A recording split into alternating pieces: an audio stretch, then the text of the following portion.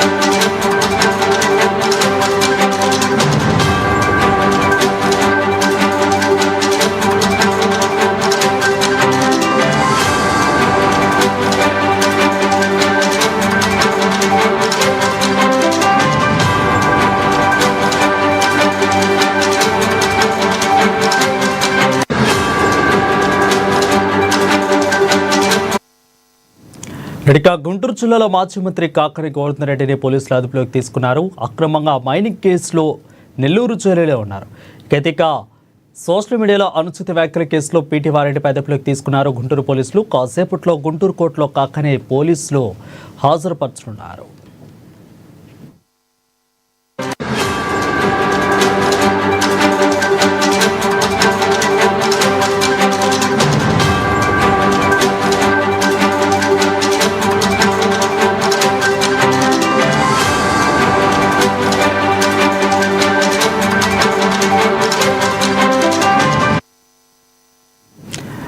గుంటూరు జిల్లాలో మాజీ మంత్రి కాకాని గోవర్ధన్ రెడ్డిని పోలీసులు అదుపులోకి తీసుకున్నారు. అక్రమ మైనింగ్ కేసులో నెల్లూరు జైలులో ఉన్నారు.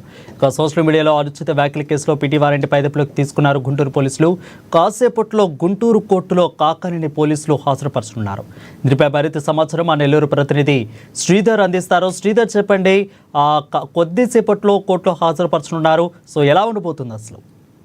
వరుణ్, ఇక్కడ కాకానికి సంబంధించి ఈ అక్రమ మైనింగ్ కేసులో అరెస్ట్ అయిన కాకాని చుట్టూ కూడా కేసులు చుట్టుముట్టాయి. ఇక్కడ గతంలో వీడియోల మార్ఫింగ్, అనుచిత వ్యాఖ్యలు సోషల్ మీడియాలో, దానికి సంబంధించిన సిఐడి కేసుకు సంబంధించి కూడా వారు పిటిషన్ దాఖలు చేయడంతో కూడా కాకాని రిమాండ్లో ఉన్న కాకాని అక్కడికి తరలించడం జరిగింది. ఇక్కడ మనం చూసినట్టయితే ఇప్పటికే అరెస్ట్ అయ్యి జైల్లో ఉన్న కాకానికి బెయిల్ పిటిషన్ పై వాదనలు నిన్న ముగిశాయి.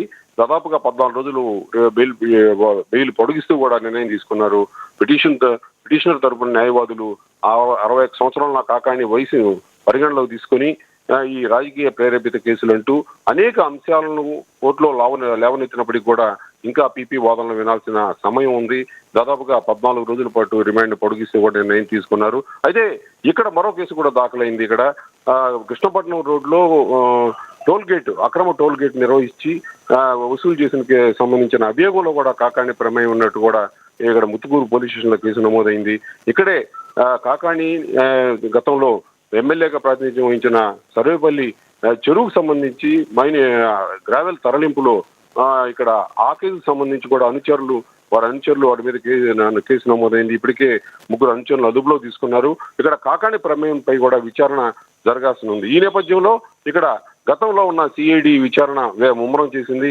ఇక్కడ బాపట్ల సంబంధించిన అధికారులు కేసు నమోదు చేసి దీనికి సంబంధించిన విచారణ ముమ్మరం చేయడంతో కాకాని గోవర్ధన్ని అక్కడ కోర్టుకు హాజరుపరిచేందుకు కూడా తరలిస్తున్నారు.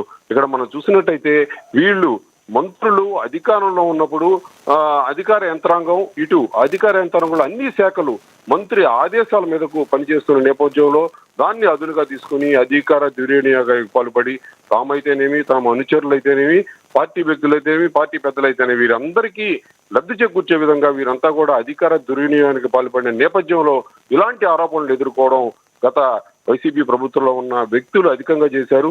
ఆయా అధికారంలో ఉన్న మంత్రులైతేనేమి పై స్థాయిలో ఉన్న వారంతా కూడా ఇక ప్రజాక్షేత్రాన్ని ఎన్నో ఇబ్బందులకు వారు చేసిన చర్యలతో ప్రజాక్షేత్రం ఎన్నో ఇబ్బందులకు గురైంది. ఇప్పుడు మనం చూస్తున్నాం ఇక్కడ ఆ కేసులకు సంబంధించిన విచారణ జరుగుతున్న నేపథ్యంలో వీరు ఇంతటి అధికార దుర్వినియోగం పాల్పడారా?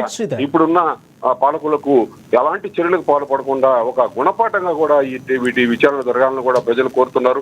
అయితే మంచి స్థాయిలో ఉన్న వ్యక్తులు ఎంతో గౌరవభావంగా ఉన్నతనంగా ఉండాలి.